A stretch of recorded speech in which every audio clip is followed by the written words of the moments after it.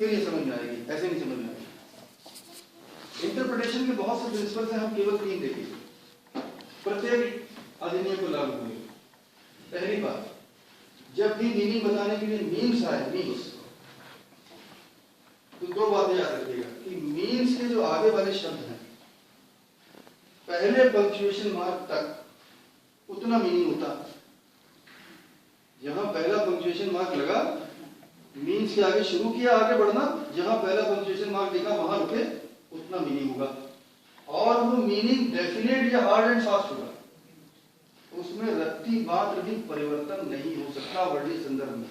उदाहरण के लिए अगर मैं कहूं कम मीन्स आना और गो मीन्स जाना, तो वर्तमान संदर्भ में जब भी मैं कम कहूंगा तो इसका मतलब आना होगा, कहां से आना ये डिफाइन नहीं। जब भी मैं वर्तमान संदर्भ में गो कहूंगा इसका मतलब केवल और केवल जाना होगा, कहां जाना ये पता नहीं। अब मैं थोड़ा परिवर्तन करता हूं, अब मैं कहता हूं कम मीन्स ऑफिस से आना और गो मीन्स ऑफिस से जाना। तो वर्णित संदर्भ में अगर मैं गो कहूंगा तो इसका केवल और केवल अर्थ होगा ऑफिस जाना, बाजार जाना, मंदिर जाना, गुरुद्वारे जाना, स्टेशन जाना, वो नहीं होगा।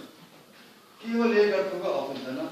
और वर्णित संदर्भ में जब भी मैं कम कहूंगा तो इसका मतलब केवल एक होगा ऑफिस से आना, इसके अलावा कहीं और से आना नहीं होगा। ये बात समझ में आ गई? तो मीन्स शब्द जब आएगा तो आप समझ लेंगे, this is the first principle, means.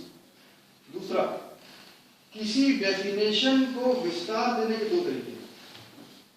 One is inclusive method and another is exclusive method. Inclusive method में एक देखिए मेरे हाथों की तरफ देखिए, एक निश्चित दायरा होता है, एक निश्चित दायरा है, इसमें जो इन है तो वही इंक्लूसिव है। यानी मैंने कहा including this this and this nothing else, उसमें कुछ भी ऐड या डिलीट नहीं हो सकता। जितनी लिस्ट हमने बता दी उसमें न तो कुछ घटेगा और न बढ़ेगा।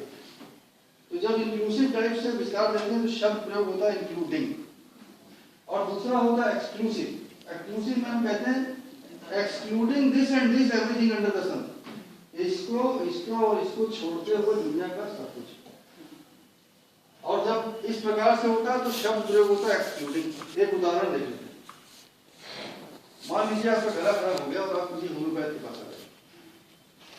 होम्योपैथ से कोई पूर्वाग्रह नहीं है, इसलिए कहा कि जनरली देखा गया कि जो पुराने होम्योपैथ, हो सकता है यंगस्टर को ये बात लागू ना हो, जो सीनियर होम्योपैथ से देखा गया कि वो परहेज बहुत बताते थे, ऐसा होता है। तो आपको गला खराब हो गया,